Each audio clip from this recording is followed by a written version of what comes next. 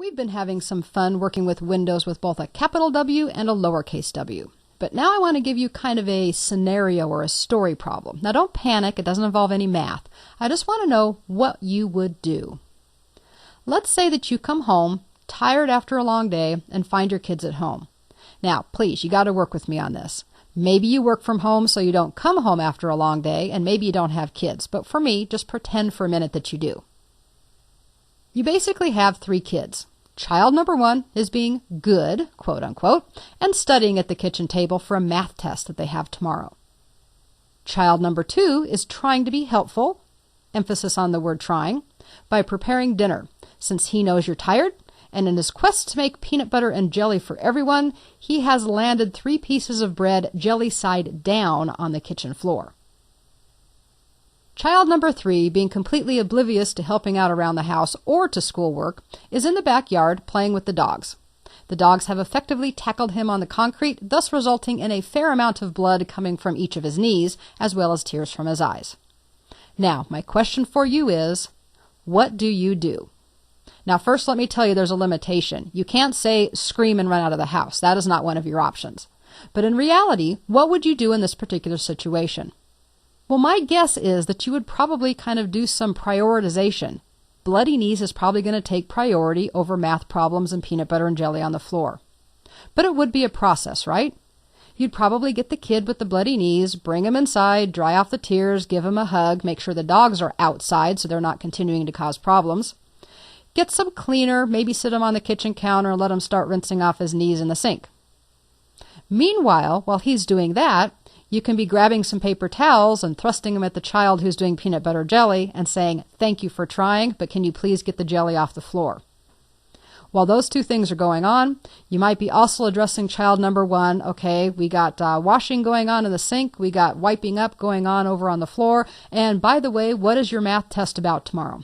This is what parents do, and they do it on almost a continuous basis. You probably just never thought about it before. If we take a look at this very carefully, though, you really aren't doing 3 things at once. And you've probably told people before in your life, I can't do more than 1 thing at a time. It appears like you're handling all 3 problems. But really what you're doing is handling little bits and pieces of each of the 3 problems and then switching off between them. So we get the kid with the bloody knees started, and while he's getting started, you're handing paper towels to the other kid, and after you hand the paper towels off, then you're asking about the math problem. Then you're probably going to go back to the sink and see what you need to do with Band-Aids. Get the idea? Good, because I want you to keep that exact idea when we talk about our next topic. The topic is known as multitasking. Multitasking in a computer is the process of having more than one operation running on a computer at the same time. In older computer systems, a single application would hold up the other applications while it completed its tasks. So let's say you were trying to print a large document. The word processor would hold control over the processor and say, none of you get to do any of the things you want until I'm done printing out every one of these pages. And that really slowed things down. That would be the same as you saying, I can't deal with any of the other 2 kids until I completely have all of the knees cleaned up, bandaged up, hugs and kisses taken care of. Now, while it may seem that that is an easy way to do it so you can focus on 1 thing at a time, it really isn't the reality of the way things work, and it really isn't the most efficient, because in doing so we isolate 1 thing and can only take care of 1 thing at a time. That 1 thing likes that particular attention, but unfortunately all the others have to wait. And when's the last time in your workday that you can remember being able to focus on only 1 project until that project was completely finished and buttoned up before you even had to think 1 time about another one? It just isn't reality. Since Windows 2000 in the computer world, we've had something called preemptive multitasking, and I love that. That means to prioritize multiple activities going on at the same time. The way that this happened is with Windows 2000 and everything after, we let the operating system take control from the applications and decide who gets priority and in what order. This is basically what you do at home. If you've ever had kids that are fighting, you probably don't address all of them at once. You take control. You don't just let them run wild and handle it on their own. Otherwise, bad things could happen. And then you prioritize things, like you did in this particular scenario. Between studying for a math test and needing help, cleaning up peanut butter and jelly, and having bloody knees and tears, you probably realized doing some triage that the bloody knees needed to have priority. And that's exactly what you did.